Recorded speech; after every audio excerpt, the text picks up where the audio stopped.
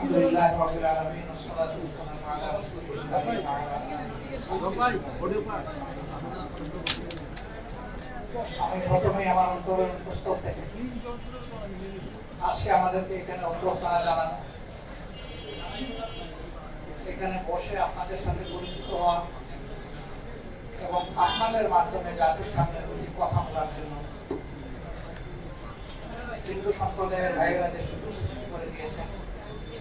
ঢাকা মহানগরী উত্তরের কেন্দ্রীয় মন্দির কর্তৃপক্ষ, পূজা কমিটি এবং আপনাদের ধর্মাবলম্বী সকলকে আমার অন্তরের অন্তঃস্থল থেকে আমি কৃতজ্ঞতা জ্ঞাপন করছি।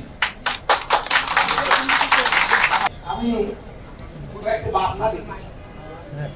নাম্বার 1, আমার কাছে ধর্ম, বর্ণ, দল সব কিছু নিচ্ছে, আমার কাছে মানবতা উঠে। আমাদের 1 নম্বর পরিচয় আমরা মানুষ। আমাদের 2 নম্বর পরিচয় এখানে যাদেরই আমাদের জন্ম হয়েছে আমরা সকলে বাংলাদেশী।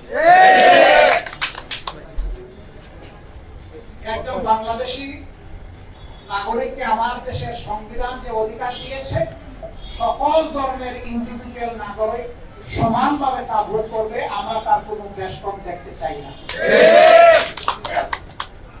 মেধা যোগ্যতার ভিত্তিতে আগামীর বাংলাদেশের দায়িত্ব পালন করবে দেশের তরুণ সমাজ। এইখানে আমরা কোন ধর্মের ব্যবধান বরদাস্ত করব না। আমি সরকারের কোন দায়িত্বে কখনো ছিলাম না, কিন্তু আমার নিজের করা কিছু প্রতিষ্ঠান আছে। একটা মেডিকেল কলেজ আছে, সেখানে 750 কর্মকর্তা কর্মচারী আছে। আমার এই মেডিকেল কলেজে যেমন মুসলমান আছে, তেমন গুরুত্বপূর্ণ জায়গায় হিন্দু ভাই বোনেরা আছে, তেমন খ্রিস্টান ভাই বোনেরা আছে, 2-1টা জায়গায় বৌদ্ধ ভাই বোনেরা আছে। আমরা এখানে কোনো বেশন করি, আমরা দেখেছি কার যোগ্যতা আছে আমার এই জায়গাটাকে সাথ দিতে পারে, আমি তাকেই ঢুকে আমি জামাত ইসলামের আমি।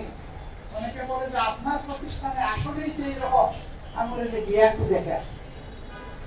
আমার মুখের কথা আপনার বিশ্বাস করার প্রয়োজন নেই, ওখানে যান, ওখানে গিয়ে আপনি দেখে আসেন বাস্তবে কি আছে।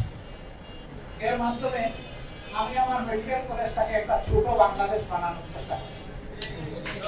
এরকম বাংলাদেশ একটা হসপিটাল আছে, তার সাথে 750 বেডের।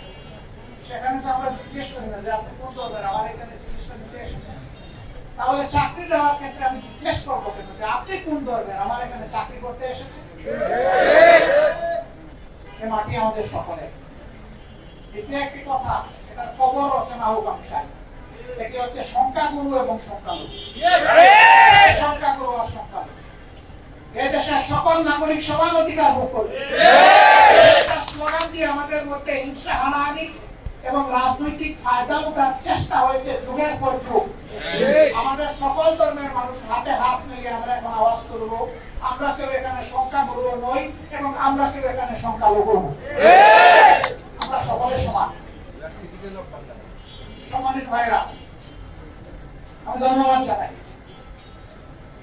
আমার এই বন্ধু, তিনি বলেছেন যে কোথাও জামাত ইসলামী এবং ইসলামী ছাত্র শিবিরের কোন মানুষের বিরুদ্ধে লুটতরাজ, ভাঙচুর, অগ্নিসংযোগ, চাঁদাবাজির কোন অভিযোগ উনি জানেন না।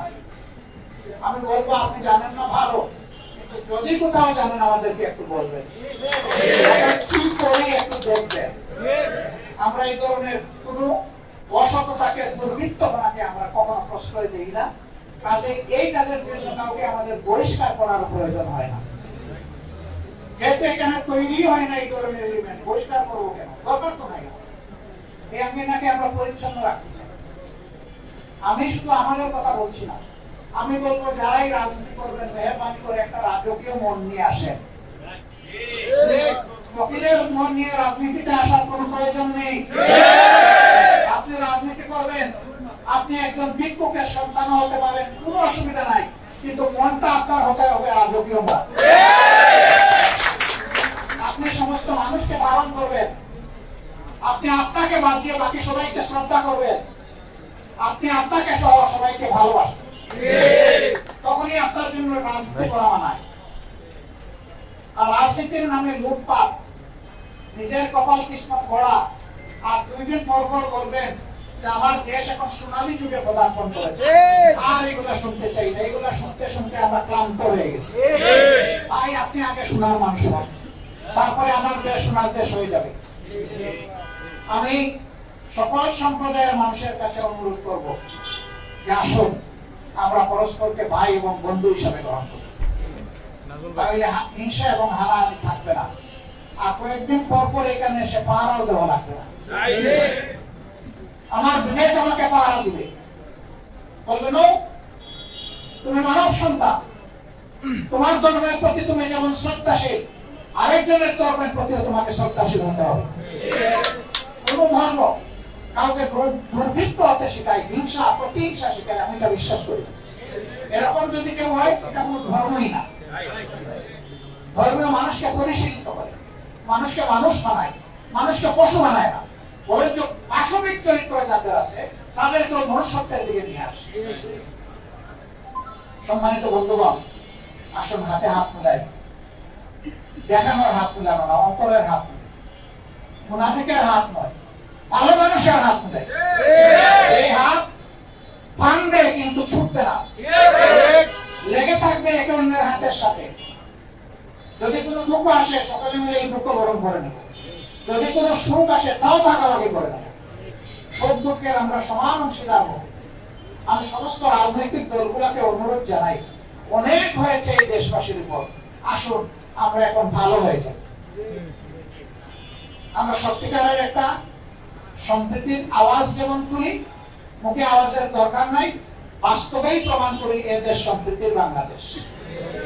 আমাকে একটা ফুলের তুলা দিয়েছিলেন আমার বন্ধুরা, আমি অসংখ্য ধন্যবাদ জানাই। আমি তুলাটি হাতে নিয়ে বলেছিলাম যে আমি এটা উৎসর্গ করলাম সম্প্রীতির বাংলাদেশকে। আমার শেষ কথা, আসুন একটা সম্প্রীতির বাংলাদেশ সত্যিকার রূপে আমরা হাতে হাত মিলিয়ে গড়ে তুলি। সকলকে ধন্যবাদ। আসসালামু আলাইকুম, আদাব।